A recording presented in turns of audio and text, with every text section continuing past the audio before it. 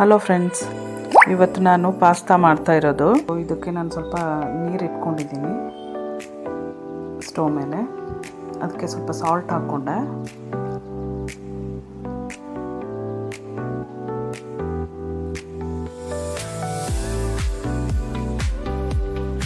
ಸ್ವಲ್ಪ ಎಣ್ಣೆನೂ ಹಾಕ್ಕೊಳ್ತಾ ಇದ್ದೀನಿ. ಸೊ ಪಕ್ಕದಲ್ಲೇ ಚಾಪರ್ಗೆ ಟೊಮೆಟೊ ಮತ್ತು ಮೆಣಸಿನ್ಕಾಯಿ ಹಾಕ್ಕೊಳ್ತಾ ಇದ್ದೀನಿ. 1.5 ಟೊಮೆಟೊ ಹಾಕ್ಕೊಂಡಿದ್ದೀನಿ ನಾನು. ಚಿಕ್ಕದಾಗಿರೋ 2 ಮೆಣಸಿನ್ಕಾಯಿ ಕಟ್ ಮಾಡಿ ಹಾಕ್ಕೊಳ್ತಾ ಇದ್ದೀನಿ. ಇದನ್ನು ಚೆನ್ನಾಗಿ ಚಾಪ್ ಮಾಡ್ಕೋಬೇಕು. ಚಾಪ್ ಮಾಡಿ ಸೈಡಲ್ಲಿ ಎತ್ತಿಟ್ಕೊಳ್ತೀನಿ ಇದನ್ನು. ಹಾಗೆ 1-2 ಎಲೆ ಪುದೀನೂ ಸಹ ಹಾಕ್ಕೊಂಡಿದ್ದೀನಿ.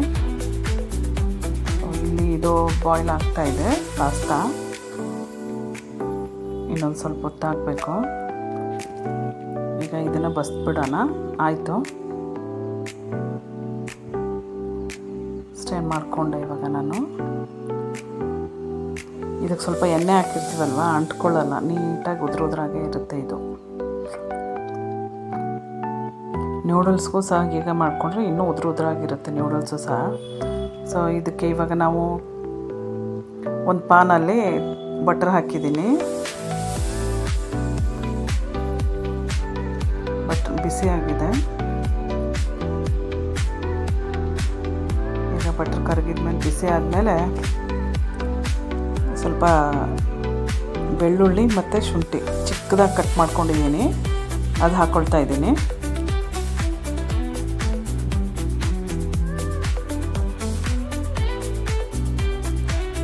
ಇದ್ರ ಜೊತೆಗೆ ಸ್ವಲ್ಪ 1-2 ಸ್ಪೂನ್ ನಾವು ಮೈದಾ ಹಾಕ್ಕೋಬೇಕು.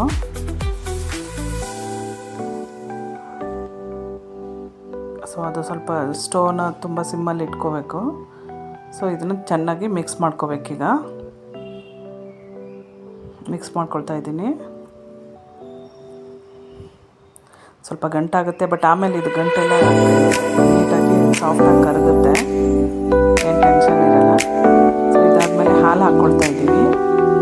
ನಾನು 2 ಕಪ್ ಹಾಲು ಹಾಕ್ಕೊಳ್ತಾ ಇದ್ದೀನಿ ಇದಕ್ಕೆ. ಈಗ ಒಂದ್ಸರಿ ಮತ್ತೆ ಒಂದು ಮಧ್ಯದಲ್ಲಿ ಇನ್ನೊಂದ್ಸರಿ ಹಾಕ್ಕೊಳ್ತಾ ಇದ್ದೀನಿ ಇವಾಗ.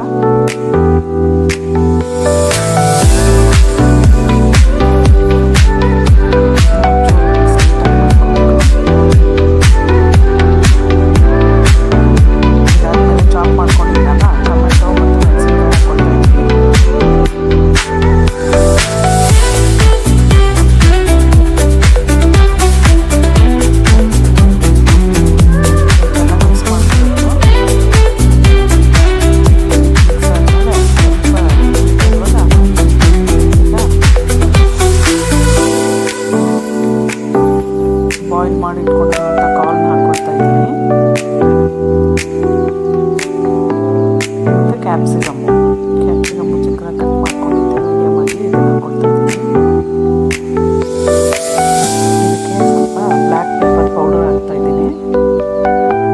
ಹಾಗೆ ಇದ್ರ ಜೊತೆಗೆ ಪಿಜ್ಜಾ ಸೀಸನಿಂಗು ಹಾಕ್ಕೊಳ್ತಾ ಇದ್ದೀನಿ. ಪಿಜ್ಜಾ ಸೀಸನಿಂಗಿಂದ ಟೇಸ್ಟೇ ಬೇರೆ ಕೊಡುತ್ತೆ, ಮಕ್ಕಳಿಗೂ ತುಂಬ ಇಷ್ಟ ಆಗುತ್ತೆ. ಸ್ಮೆಲ್ಲು ತುಂಬ ಚೆನ್ನಾಗಿರುತ್ತೆ.